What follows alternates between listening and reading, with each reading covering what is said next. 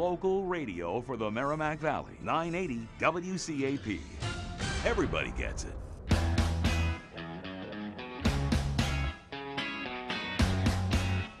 Good morning, listeners, and welcome back to the Internet Marketing and Business Solutions Radio Show with Ron Couming from both RCS Technology Solutions and RCS Online Solutions, where we help business owners and entrepreneurs achieve even greater success by attracting, converting, and retaining their ideal customers and clients using various Internet marketing techniques and methods.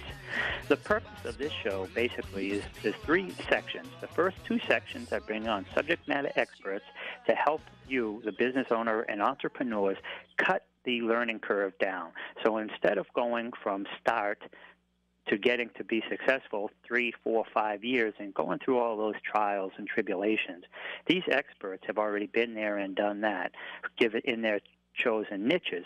So learning what they've done and haven't done, or what worked and what didn't work, will help you cut your learning curve down. And finally, in the third episode section, I will give you some actionable tips that you can employ now to help you attract, convert, retain your ideal customers and clients, and achieve even greater success. None of our guests get paid, and I don't get paid to do this show. This is just strictly us giving back. So our next guest is the wonderful Stephanie Roulic, and she is the co-founder and director of customer success at nDash, a content creation platform where brands receive content ideas from subject matter experts. As an enthusiast, she's also an enthusiast of the Boston startup community. Stephanie Roulic also founded Boston Startup Week, a free 5-day event celebrating, connecting, and educating Boston's startup community. Stephanie, good morning. Hey, good morning to you too. How's it going? Excellent. And how are you today? I am all right. I've had like about 6 cups of coffee, I think, so far, so I'm pretty energetic. Nice, excellent. I used to do that. Mine was more like 3 or 4, but now I'm down to 1 strong cup of coffee, and then but then the rest of the day is organic. The rest of the day is organic green tea. Maybe one day I'll eventually be able to do that, but honestly, I have no idea how you function. I'm addicted to coffee. It's so bad right now. Yeah, I was too, and it took me a long time. I just cut out 1 cup. Yep, I cut out 1 cup of coffee for like 2 weeks, 3 weeks, and then I cut out another, and I'm down to 1 really strong, and some people would call it 2. I used a Keurig, and I'll use 2 Keurigs, and to me that's 1 cup because I only put 8 ounces. Totally 2 cups. That is definitely 2 cups of coffee, but whatever you want. but it's all in one, right? So it's good. I understand your logic. I do. I'll just agree with you. I'll just go with it right now. Thank you. I appreciate that. So, but listen, I read your bio. Now, I've known you for quite a while, and I know that you're a dynamo, and I know that the bio is just a brief overview. Otherwise, we'd lose a lot of time in speaking. But I also know that bio doesn't do you justice. So could you tell the listeners a little bit more about who you are and what you do and how you help business owners and entrepreneurs? Yeah, definitely. Thank you for the kind words, by the way. That was really sweet. So, a little bit about my background. I guess I'll take you back a couple years ago and kind of, what led to nDash being created. But about 4 years ago, I was hired by this guy, Mike Brown, who's now the CEO of nDash.co, and he founded a content marketing agency called nDash Marketing. So basically, during the course of the agency, he had this idea to create a content creation platform where writers would actually pitch brands' content ideas. A lot of, really the struggles that businesses face, whether you're an agency, an enterprise, or a small business, really, is, coming up with great content ideas. So about a year ago, we're about a year old now, we basically pivoted the agency. He found an awesome CTO. His name's Andre Wehe. I love him. He's incredible. But, Mike and Andre really created this platform, and then a year ago, we pivoted the agency, and we transformed it into, this content creation software that is now known as nDash.co. And, really, the idea is attracting new leads, trying to find new customers, establishing your brand, is really all pivoted around content. Whether it's, inbound marketing or the content you put on social media or, the sales collateral you're creating, is that you really need that subject matter expertise. You need an awesome writer to come up with new ideas to kind of help you get your message and spread the word. So that's kind of what we're doing today and how we work, with, all different types of businesses, again, whether it's an agency or a small business. But it's been quite the journey, to say the least. It's been an interesting year. We've been, spending that year, developing the product, but also learning more about our audience and really how to sell it and, kind of developing that product roadmap and where we want it to go. So it's definitely been a, very busy learning curve. But it's been a lot of fun. And then during that time as well, as you mentioned, I also founded Boston Startup Week. So Boston Startup Week actually happened for the first time in Boston this past September. It was a great grassroots movement. There's about, 2,500 people that attended for the first year, which was incredible, just seeing the community of Boston come together. So it's been quite the whirlwind over here. Yeah, it really has. And what was that number again for the Boston Startup Week? Yep, it was 2,500 people. That's amazing. And that was your first endeavor, correct? It was. So honestly, for the marketing budget, we had a marketing budget of like $300 for this first year. I know. It was definitely, I like to refer to it as a bootstrapped startup week because it was really, a bunch of us volunteers coming together. I had an incredible team. And it was really a bunch of us coming together because we loved the startup scene. We loved the city of Boston. We just wanted to do something that brought the community together, and gave entrepreneurs or people that might be interested in starting their own company, really free resources for a week. So we had 52 events. We had 130 speakers donating their time. And it was just an incredible week. I absolutely loved the vibe. Everyone was so happy to be there and to be together and to support one another. And we're already planning 2018's event, so it's going to be awesome. Excellent. Now, when is that event going to be? Are you going to do it like a year from now, or maybe I would think maybe in the fall? Maybe do two after you get your you get used to it. Maybe do one in the fall, so because people are launching. It's now fall. They get done with all their taxes and all. I mean spring rather, and then they get done with all. Yeah, they're ready to launch, and it's also a difference. Because when you're going into the summer months, you have vacations and, school's out, so people with kids. I mean, so it's a totally different environment. And then when that gets over, maybe do one in the fall because people are coming back for that. And now they're planning their year end, and then they're also planning the beginning of the following year. So maybe eventually doing two. No, actually, that's an excellent idea, and one we haven't completely thought of before. So what we were thinking is, the next startup week, the date is still to be announced, but we're looking, in September, October again, in the fall for sure. So basically a year later. But leading up to that event, we definitely want to do more, spin-off events just to really connect to the community and to keep that engagement and give everyone, a place to connect, really leading up to next year. Because the worst thing, as you all know, is when you lose momentum. So we definitely don't want to lose that momentum leading into the fall. But I really like that idea a lot, and I actually have not thought of that. So I'm going to have to go and discuss that with the group and see what their thoughts are in doing that. Maybe not in 2018, but in a future year, because this is definitely something we want to continue doing for, many more years to come.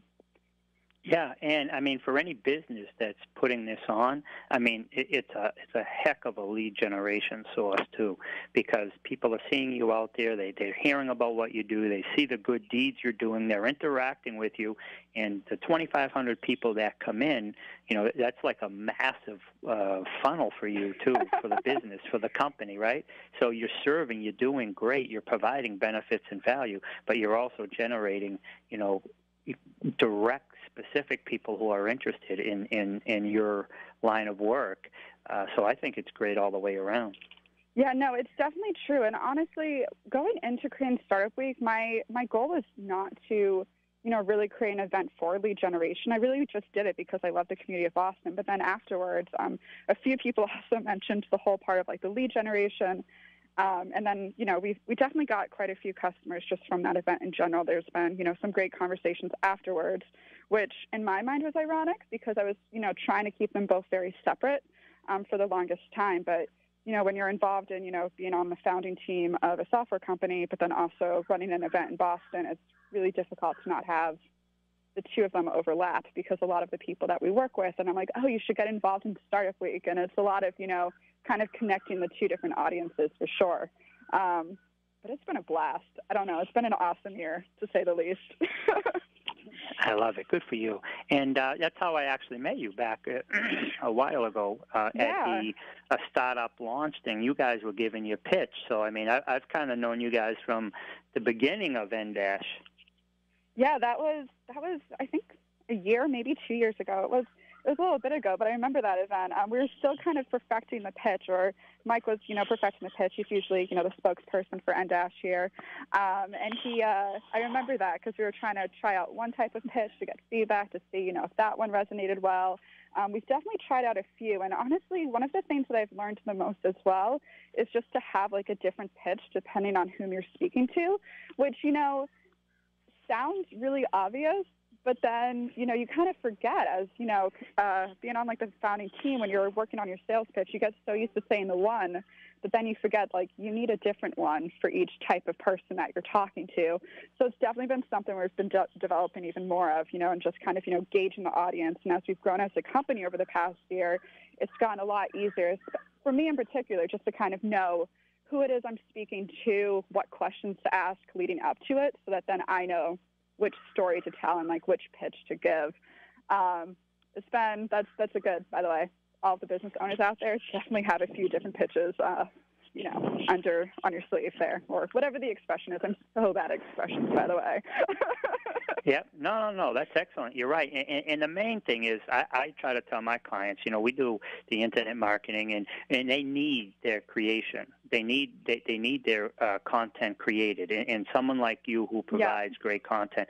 But what I tell my clients is I tell them the opposite of what most marketers will tell them, because I say spend 20% of your time creating great quality and content, and 80% of your time getting it out there on different channels. We're so multi-channeled now today, and people are going to see it in different ways. But most people are telling you spend 80% of your time creating quality content and 20% with the promotion. No, I mean, you're never going to get anything that's picture perfect.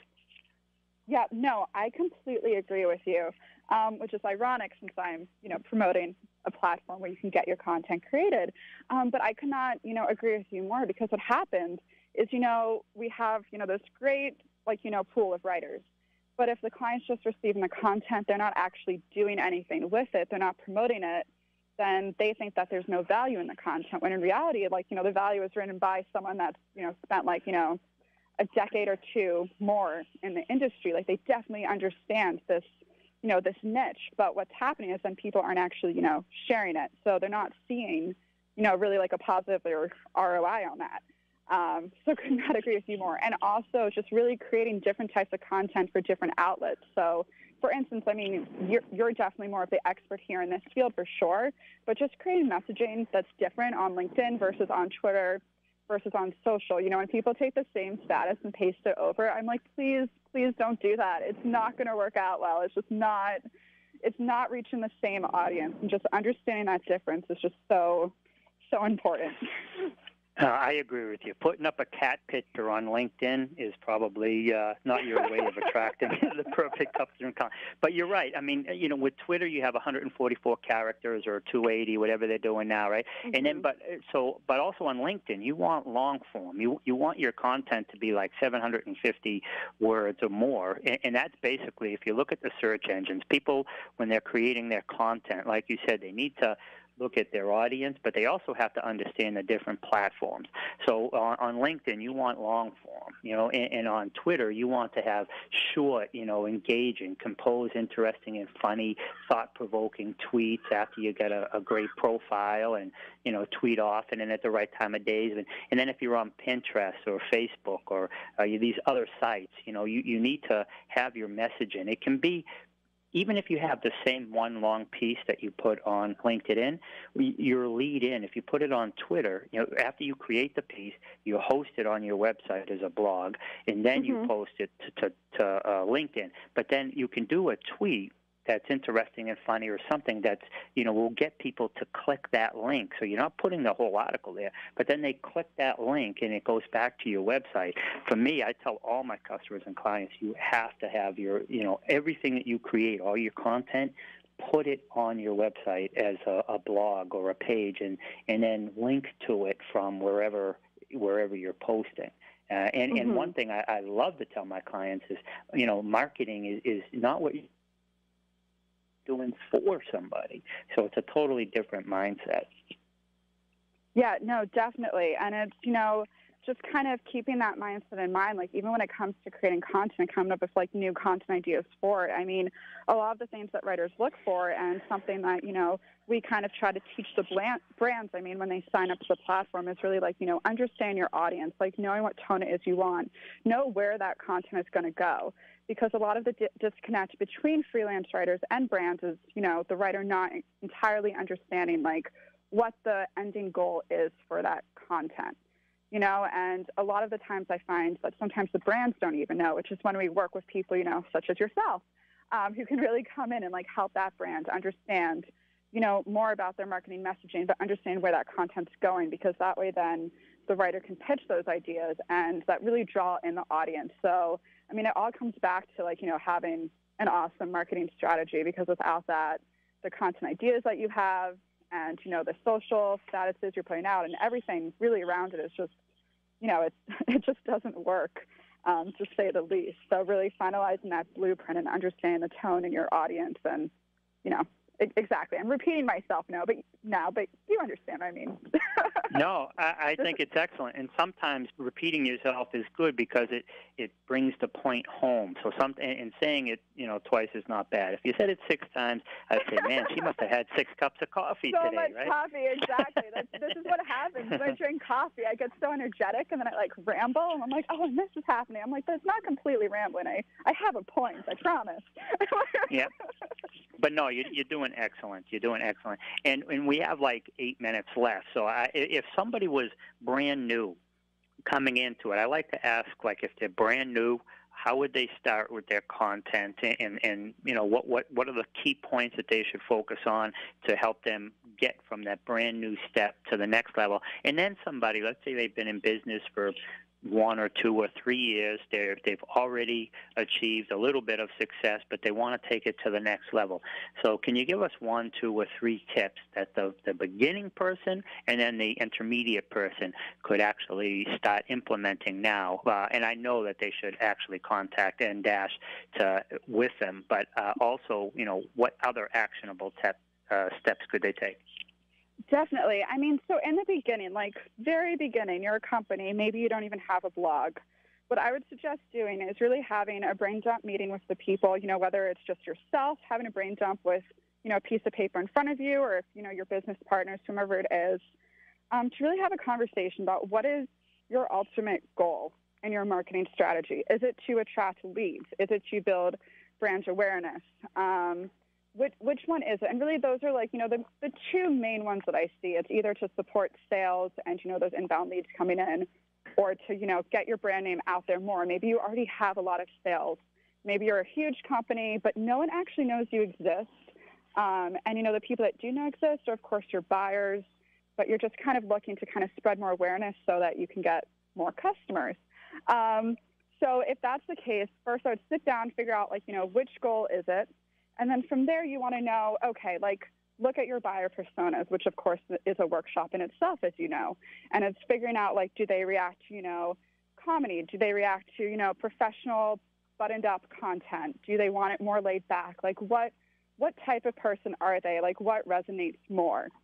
And you also have to keep in mind that with your marketing campaign, it can always change. It will change, and it will evolve. And you should honestly, like, revisit your strategy, every other month at least, just to kind of look, if not every month, at the end of the month when you look at the metrics, of course, and kind of figure out, like, okay, what type of content do I want that's going to reach them, and understand that you're not going to necessarily reach everyone, and that's okay. You want to reach, like, your main persona, and you can always come up with different campaigns that reach other personas as well. So I would first start with that, and then I would take all of that information, and then that information, you're going to want to create what I like to call a content kit. And it's really like, a one-page version. We actually have this on the nDash website. We call it our group profile, where you take all the information about, what type of content you're looking for, things to avoid, the tone, your content goals, etc. But you basically just take all that information, and if you're not on the nDash site, I mean, you should be, but if you're not, then you're going to go and create that one-pager, and you're going to want to share that one-pager with any writer that you work with. because that way the writer understands, like, okay, they want to create a blog. This is what they're looking for. Let me go and pitch them a few ideas to start. So that would be how I would at first approach your blog. Once you already have, a blog, that you use on a regular basis, then of course you're going to want to keep, reviewing it, pull together those monthly marketing metrics like every single month, of course, just to make sure it's working. But let's say it is working. You're like, all right, well, I want to take it to the more next level. Personally, what I would do is I would almost try something a little bit daring. Like maybe all of your content's more professional and buttoned up. Maybe try to go after a different persona. Don't go and do like an entirely different, overhaul of your website, but I would try to add a little bit more humor in. Not saying that it'll work, and it might honestly be a huge flop, but at the same time, it might also attract a completely different audience. You might get some more interest that you didn't even think that you would get. So kind of just keeping yourself more in mind to the possibilities and where, your content could go, bringing in different writers so that you get more opinions in your content is also a great way to kind of step up your marketing campaign up a notch. A lot of brands, they'll have 2 or 3 in-house writers that are writing their content for them. But those writers, you can only come up with so many new ideas. And I'm not saying that as a slight towards writer. I used to be, a writer myself. But at some point, you reach fatigue in terms of creating new content ideas. And that's when you really need to go to either a subject matter expert in-house. You can, of course, go down the hall, ask your CMO, be like, hey, can I have 5 minutes of your time just to pick your brain on the ideas here, in the industry? Of course, you can, go and ask freelance writers and see, what ideas they might have.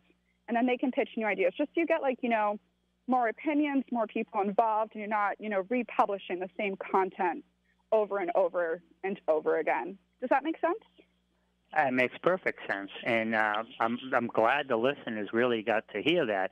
And just to remind the listeners, this episode, as all episodes, are archived on both the radio station, WCAP 980 AM's website under archives, and also on my website, rcstechnologysolutions.com and rcsonlinesolutions.com. So people can go back and listen to these gems, because what you just heard was excellent. And we have 2 minutes left, Stephanie, so I want you to give your contact information, how people can contact you. Now, you work for that company, or you do freelance stuff on the side as well, or how does that work? No, I do not do any freelance stuff on the side, but I'm on the founding team of nDash. So right now, we're less than a year old. It's a small team, but we're constantly growing. So to contact me, really, definitely email me at Stephanie with a PH, so STEPHANIE, at nDash.co, so NDASH.co. If you want to just talk marketing or Boston Startup Week, or really about coffee, I love talking about coffee. I can totally do that too. Or, of course, follow me on Twitter or LinkedIn. Last name is Rolek, ROULIC, but my Twitter handle is Steph Rolek. So pretty straightforward there. But, yeah, really, really anything. I like to talk film. I produce films on the side, too, which is a lot of fun. So really anything. I like to go and make new friends. So definitely hit me up. Excellent. That's cool. And I like the whole idea of what you're doing with Startup Week is so beneficial, because a lot of people who are just starting out, they have an idea, and maybe they haven't even started out. They just have the idea, and they're not sure what to do and where to go. By having these events is tremendous. Thank you. That's really the goal, is just to give everyone those resources to get the wheels in motion. Whether you have an idea or if you're, in the trenches of the startup world, there's something for everyone. Yeah, and also there's great people. When you go to these events, you meet other business owners and entrepreneurs, and you want to surround yourself with other like-minded people. People, because entrepreneurs, we think different than people who are, employees. So, and sometimes we're squares and trying to fit into a circle hole. So, trying to, being around other like-minded people is refreshing, but it also gives you a chance to grow and be creative. So I'm a big fan. Could not agree with you more. It's definitely a different type of mindset, and a lot of the times you feel alone until you find, those like-minded people, and then you realize, oh, all these problems I'm having, someone else is having them too. This is awesome. We can talk about them and figure this out together. So could not agree with you more.